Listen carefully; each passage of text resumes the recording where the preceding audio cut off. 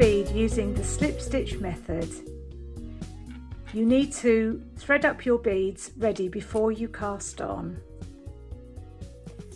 Then, using the chart or the pattern as a guide as to where to bead, you work to where it says PB in the pattern. PB in my patterns means place bead, and it's the slip stitch method of adding beads to your knitting. So you work along to where it says PB, then you do the following. You slide one bead up the yarn so it's sitting close to the right hand needle. You then bring the yarn forward between the needles to the front with the bead. You slip the next stitch as if you were purling, and then you take the yarn back, leaving the bead in front of the slipped stitch.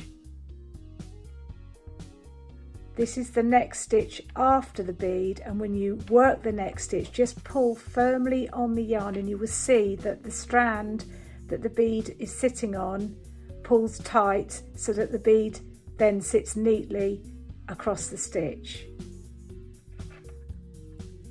Work to where you need to place another bead and you repeat the same process.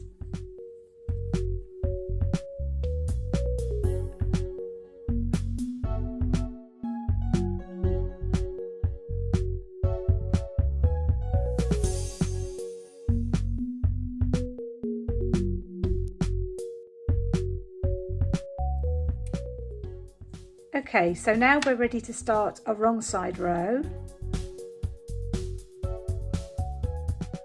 Going to demonstrate how to place a bead when the wrong side of the work is facing you.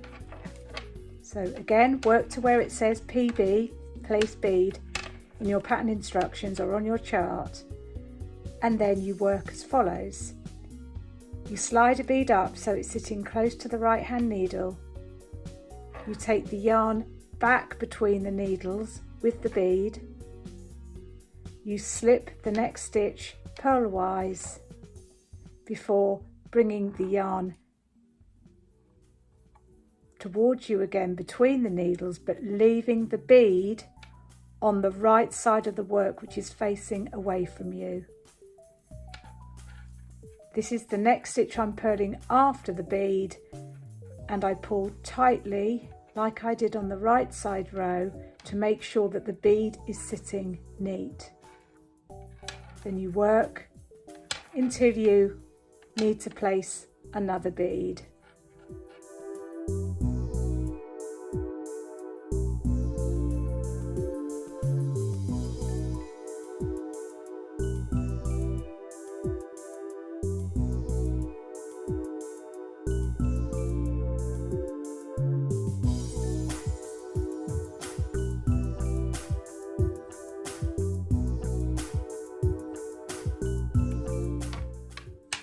We turn the work around and look at the beads.